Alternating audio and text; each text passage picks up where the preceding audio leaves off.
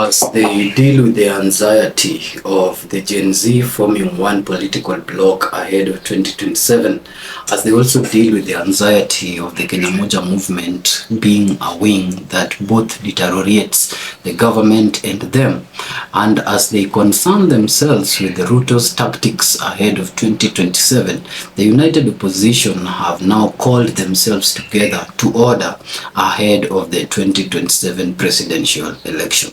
This is the Civic Lens, your lenses into the shifting sands of Kenyan politics. Today, these lenses are being zoomed to two top stories: the current House sweep that is occurring within the United Opposition, and the selective approach by the Director of Public Prosecution to charge former governors with graft claims. Now let's start with our top story. The United Opposition recently appointed the former Trade Minister Mukisa Kituyi as their spokesperson and head of secretariat.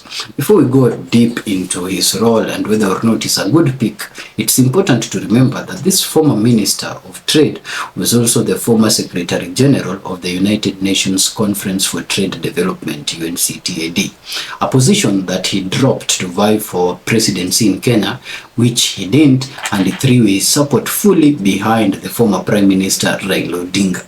So safely, then, as said, up to 2022, the current spokesperson and the head of Secretariat of United Opposition was a failed presidential candidate who threw his weight behind Raila Odinga. Now that's ironic because the period has been shortly 3 years when Mukisa Kituyi was fully supporting Raila Odinga, and now Mukisa Kituyi is the spokesperson of the United Opposition. But that is not strange in politics. Interests change, and they can change so fast. It was Martha Karua who was the vice presidential candidate for Raila Odinga in the very 2022, who is currently the principal candidate within the United Opposition. It was also Rigathi Gachagua who was the vice president of the current president until not long ago, about a year ago, who is currently one of the chief principals within the United Oppositions. The list is endless. You remember Muturi was also in the current government, and the likes of Matiang'i and Kalonzo in the other governments and not this current one. So this just shows how political interest could shift, and a person that was throwing their weight behind you today could be throwing their weight behind someone else tomorrow politically. Now, Mukisa Kituyi is of a very standing record. He is celebrated as an intellectual with wide knowledge of both the left wing and the east wing politics, both nationally and globally. So we could say for the United Opposition, he is a good pick. But here at the Civic Lens, we do not want to concern ourselves with his qualifications or whether or not he's a good pick for the United Opposition. Rather, we want to look deeper at what does the United Opposition intend to achieve by the current changes that they are making within the United Opposition as a team. Appointment of Mr. Kituyi was just one of these changes that are currently going on within the United Opposition, and it's an important one. Kwa sababu you see, the United Opposition sahi when they stand, they do not have one voice. They could be talking about the same national interest, but when Gachagua is talking about it, it's very different from when Karua is talking about it, or when Muturi is talking about it, or the way Natembe and Kalonzo is talking about it. And this current sibling rivalry and this current shift or scintilla of conflicts among them needed someone to streamline their conversation so that when they are speaking to their people and to the supporters, it is one voice that can be known as the voice of the United Opposition. And so it's important to the team of the United Opposition for the appointment of Mr. Mukisa Kituyi, who is actually an excellent intellectual who will know how to streamline both the diverse interests within the party and speak something to their supporters in a streamlined manner. So that's good. It will put a shift or rather a stop to the current rivalry or current differences in opinions and interest yenye inaendelea within the United Opposition because of the appointment of this gentleman. Other than that, there was a meeting last Friday that was held by Matiang'i, Kalonzo and Muturi, the former speaker, in Karen, in the premises of Kalonzo. And the attendees of this meeting was not the ordinary Kiambu members being called to State House or the ordinary few affiliates being called to the premises of the Deputy President Kindiki's house to be told about the policies of the government.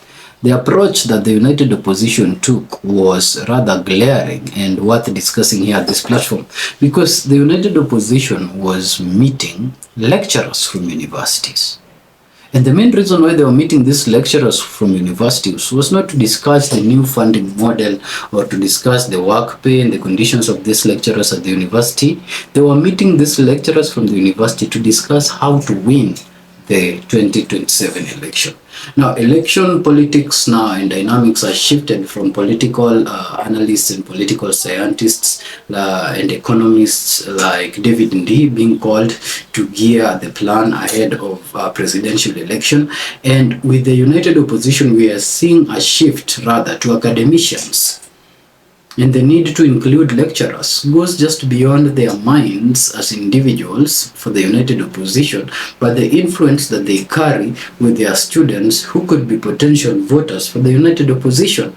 That is to say, if you believe perhaps that lecturers have influence enough to rally their students behind them to vote. So that's also an interesting game plan within the United Opposition, because they are going beyond their understanding as individuals right now that they have given themselves regions. Kalonzo's Wiper Party was given the Ukambani region or the Lower Eastern region to deliver. Of course, the DCP party under Rigathi Gachagua is expected to deliver the Mountain region.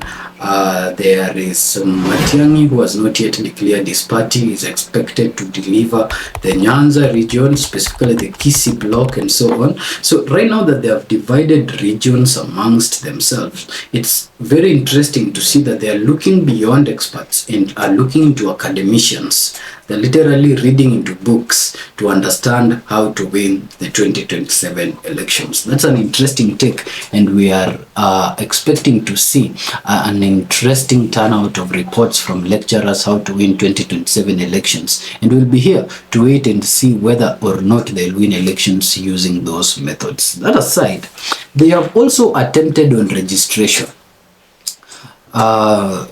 Sources from the ORPP, the Office of Registrar of Political Parties, disclosed to the Civic Lens that last Friday there was a cohort team that was sent to the offices of Registrar of Political Parties that sought to register the coalition as United Opposition. So this is very important that Kalonzo and the likes are now actively dealing with the United Opposition as a vehicle that they can use to deliver presidency ahead of 2027, and they're taking it seriously. They have now a secretariat that has a head, a very intellectual man. They have a new game plan that incorporates academicians and targets the universities, which is actually a very serious voting bloc, and they are planning to register their coalition now to show their supporters they are actually active to deliver on their promises ahead of 2027.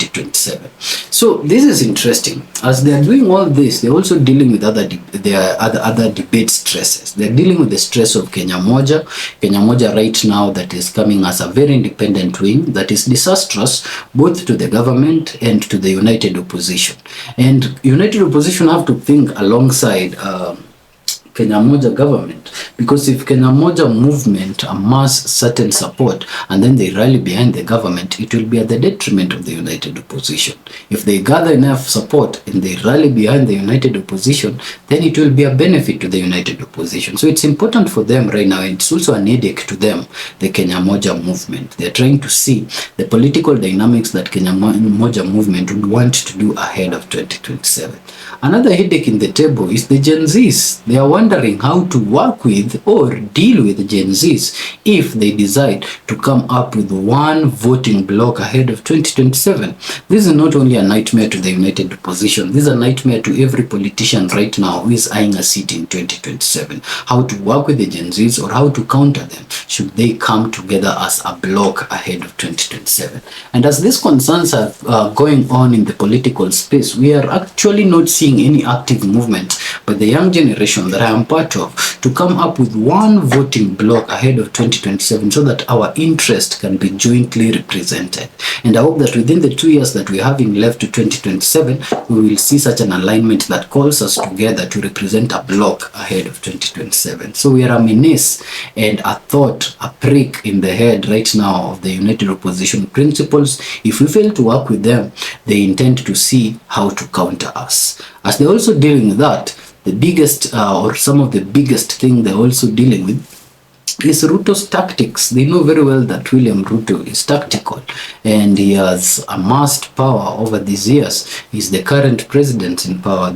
Overdoing an incumbent is so much work. So this is something that they have at the back of their mind, and we hope with the introduction of now academicians, the introduction of a secretariat and a solid spokesperson, with the registration of the coalition, they'll gear themselves enough to handle the tactics that would come from the Kenya Kwanza government. But most importantly, they're dealing with siblings rivalry. And this is the biggest disease that currently the United Opposition is trying to cure by the appointment of a gentleman like Mukisa Kituyi and by creation of these other offices to neutralize the sibling rivalry that exists among them. So this is one of the things that they are trying to cure with appointing Mukisa Kituyi, and also creating these offices like a secretariat to ensure a flow channel of communication in a bid to fight the siblings rivalry that occurs among them. Now, we hope to see the registration, the performance of the lecturers, the benefit that Mukisa Kituyi will bring to them as things unfold ahead of 2027. But then let's proceed to this other story. The former governor of Migori County, Honorable Zachary Obado, is now most likely to be free from the reins of justice and fairness because the Office of the Director of Public Prosecution is intending to drop the graft claims against him. You see, this is very interesting because Obado has been in court for both murder charges and graft claims. And Obado is not in isolation. Let's take a look.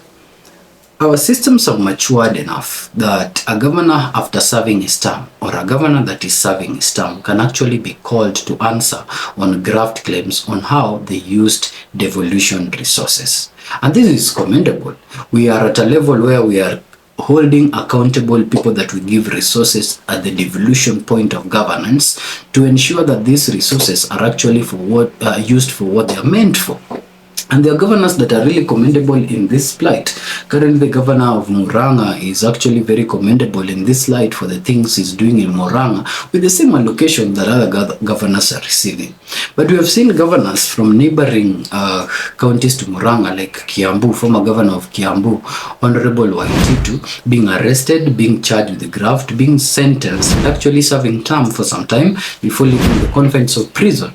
In Western, we have seen Honorable Wangamiti being arrested and charged with graft claims. From the Rift Valley region, we have seen from Bomet, the current sitting governor, Honorable Barchok, being arrested and charged with graft claims. So it's commendable. We have seen them being held to account for how they used public resources. But then Kenyans have shifted their focus from this, and some Kenyans are wondering whether it is only a play of theatrics or it's actually an actual call to accountability. Because we have seen certain governors that are affiliated to people in power facing these graft charges, going through these court proceedings and still walking home free shortly after, still with the resources that they stole from the people. And we have seen other individuals, going through the process very vehemently to the very end. So this group of Kenyans feel like if currently you are aligned to power, then the Office of Director of Public Prosecution will be used to protect you. And if you're not aligned to power, then the Office of the Director of Public Prosecution will be used to haunt you. Here at the Civic Lens, we want to take a look at this office, how it's created, its mandate, and who controls it. The Office of the Director of Public Prosecution is created under the Constitution. It's the only office with the mandate to institute, continue, discontinue criminal charges against anyone in the Republic of Kenya without direction from anyone. Now, those two anyones are very important. The Office of the Director of Public Prosecution can institute, continue, or discontinue any criminal charge against anyone in Kenya. And the requirement is that they need to do it without instruction coming from anyone. The concerns of Kenyans that shows Barchok, Wangamiti, and Waititu being charged with graft claims and facing it to the very end, and the likes of Obado, who are close to power, being charged with the claims and having the claims withdrawn, plays to these accusations that Kenyans are having. And so this is the position of the civic lens, that whereas it's a constitutional mandate of the Office of the Office of Director of Public Prosecution to institute, continue, or discontinue criminal charges against anyone, it's also fair, in line of justice and fairness, to allow the courts, verify the evidence and the facts once a person is charged, and to determine whether a person is innocent or guilty. Whereas the Office of the Director of Public Prosecution has that right to withdraw those charges. Corruption and graft claims over a county is very, very serious. And once the charges are already proffered, it's now very, very good for accountability of the people that elected these individuals who take part in graft. It's very good to leave the courts to verify the evidence and the facts and make a determination on whether the individual is innocent or guilty. Because then once that is done, this independent office will not be accused of playing book by the current government and being used to haunt the critics of the government. That is the end of our analysis today of both the current realignment within the united opposition, including the appointment of Mukisa Kituyi, and also the selective approach that Kenyans are now accusing the Office of Director of Public Prosecution on taking when it comes to graft claims on certain governors. This is the Civic Lens.